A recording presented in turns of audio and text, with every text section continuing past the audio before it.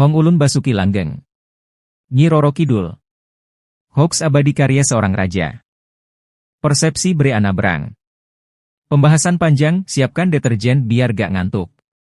Dalam semua catatan kuno prasasti, lontar catatan kronik, ataupun kisah tutur di zaman Jawa kuno, sebelum masuknya Islam, tak ada satupun yang menyebutkan tentang seorang emak-emak YG bermarkas di Laut Selatan itu. Tak satupun raja-raja tanah Jawa yang disebutkan berkolaborasi dengan sosok ini, apalagi mau kawin dengannya. Raja-raja Jawa kuno adalah orang-orang yang rasional dan realistis.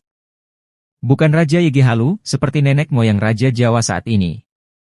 Justru malah kisah Rangda Nateng Girah alias calon arang yang keberadaannya lebih mungkin nyata, karena ada dalam catatan lontar kuno di Jawa dan kini berada di Bali, lontarnya ada. Lontar calon arang ditulis pada tahun 1540 Saka. Dan sebuah situs kuno di daerah Girah Kediri yang sampai saat ini masih ada dan dilindungi cagar budaya, bernama situs calon arang. Situs itu berdiri tahun 1115-1120 Masehi, di masa Airlangga. Walaupun mungkin kisah hidupnya tak seseram yang beredar saat ini. Raja-raja Nusantara lama tak pernah menyebar hoax. Awal mula kemunculan emak-emak yang bermarkas di Laut Selatan ini adalah saat penulisan Serat Wedotomo dalam buku setengah fiktif bernama Babat Tanah Jawi. Saat itu menurut dongengnya, pendiri Mataram Islam yaitu Danang Sutawijaya sedang galau karena ingin mendirikan kerajaan sendiri, memberontak terhadap Pajang dan melakukan perlawanan. Merasa kekuatannya tak cukup, Danang lalu bersemadi di pantai selatan Jawa. Saat semedi itulah dia merasa didatangi oleh sosok emak-emak dan menawarinya bantuan kekuatan untuk mengalahkan Pajang. Dengan syarat Danang Sutawijaya harus mau menikahi sang sosok. Kesepakatan terjadi dan akhirnya Sutawijaya berhasil mengalahkan Pajang dan mendirikan Mataram. Dalam perkembangannya, sosok Sang Ratu Selatan ini dipertahankan sebagai simbol dan legitimasi politik Kesultanan Mataram. Legitimasi politik yang selama ini disimbolkan oleh Wali Songo atau ulama kini berpindah pada sosok entah berantah. Pihak keraton sengaja melestarikan kisah ini turun-temurun dan menjadikannya tradisi-tradisi di setiap kegiatan resmi kerajaan, mengkampanyekan dengan masif seolah-olah tokoh ini benar-benar nyata dan ada, dan sanggup mempengaruhi kehidupan secara nyata. Dan lebih parahnya lagi, dikatakan sanggup mendatangkan bencana jika marah dan harus disenangkan hatinya setiap tahun, tapi anehnya, walaupun sudah disenangkan sedemikian rupa, tapi tetap aja ngamuk ketika tahun 2006 pusat kerajaan Mataram yaitu Jogja dihantam gempa yang menewaskan ribuan orang, wajah tersenyum dengan mata bahagia. Saat ini kisah fiktif ini telah dipercaya secara mendarah daging oleh masyarakat Jawa, tidak termasuk keluarga saya. Ribuan orang mengaku pernah bertemu sosok ini. Ribuan orang mengaku pernah ditolong oleh sosok ini. Dan ribuan orang mengaku jadi korban penculikan oleh tokoh ini. Dan ribuan orang mengaku sebagai anak tokoh ini. Pokoknya orang Jawa mempercayai tokoh ini hampir mengalahkan agama. Bahkan Presiden RI pertama juga ingin melakukan hal yang sama dengan Raja Mataram dan mencoba mensugesti diri dengan sosok ini. Dengan menyediakan satu kamar khusus di sebuah hotel bernama Samudra Beach Hotel di Pelabuhan Ratu. Konon kamar itu jadi tempat kencan antara presiden dan sang ratu, wajah tersenyum dengan mata bahagia.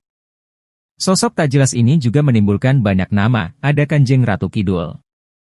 Ada Nyi Roro Kidul atau Ratu Laut Selatan. Juga menimbulkan banyak legenda seperti legenda Putri Kadita di Jawa Barat atau legenda Nyai Nawangsari di Jawa Tengah. Namun dari mana asal-usul tokoh ini tak pernah pasti. Saya percaya orang ini ada. Saya sebut orang. Bukan sosok gaib. Begini. Mendirikan kerajaan itu butuh dana besar dan daya yang besar pula. Mas Ngabehi Loring Pasar tentu memerlukan dukungan dari berbagai pihak. Termasuk tokoh yang sedang kita bahas ini. Saya berpersepsi bahwa tokoh ini adalah manusia biasa. Seorang wanita kaya raya yang mendukung penuh perjuangan Sutawijaya. Wanita yang sangat berpengaruh yang memiliki sumber daya dan sumber dana yang mampu mendukung pergerakan Sutawijaya. Wanita ini, Nyai Nawangsari, yang dalam legenda berubah menjadi sosok Nyai Roro Kidul. Raja Mataram ingin menjadikan tokoh ini sebagai legend dan selalu dikenang rakyat Mataram, dihormati, dan dipuja-puji. Karena besarnya jasa dan dukungannya dalam sejarah berdirinya Mataram. Beliau adalah investor besar alias bohir bagi Mataram. Karena budaya masyarakat Jawa yang baru saja dimasuki oleh agama halu dan menyukai halusinasi, maka dibuatlah kisah halusinasi juga, klop, sampai sekarang kehaluan kolektif itu cukup sukses hingga saat ini. Mindset masyarakat Jawa yang sudah teracuni kisah-kisah fiktif yang menyenangkan dimulai saat agama gurun masuk, semua kisah-kisah dongeng pembodohan muncul pasca Nusantara dimasuki agama api. Dongeng-dongeng pembodohan begitu mudah dipercaya. Dan berlaku hingga saat ini. Saya mengajak kembali ke sejarah asli Nusantara dengan logika, nalar, akal sehat. Fakta, data dan historis serta empiris. Bukan sejarah yang bercampur halusinasi, mistik, fiktif dan dongeng. Sosok Nyi Roro Kidul itu tidak ada. Itu hanya simbol dan cerita romantis Raja Mataram dan seorang pendukungnya. Saya tahu saat ini ada ratusan orang yang memanfaatkan dongeng ini demi kepentingan pribadinya, dengan mengaku-ngaku sebagai utusannya, anaknya, bahkan titisannya. Percayalah. Jika ada yang mengaku seperti itu, dia pasti penipu. Lantas bagaimana dengan tradisi-tradisi kearifan lokal dari masyarakat pesisir selatan yang setiap tahun mengadakan tradisi suguh saji atau petik laut untuk sang sosok? Bukankah itu jadi tradisi lokal dan budaya masyarakat? Saya sangat setuju, karena itu memberdayakan masyarakat. Mampu menggerakkan roda ekonomi. Itu saja, tidak lebih. Ayolah kita berlogika saja. Hong Ulun Basuki Langgeng.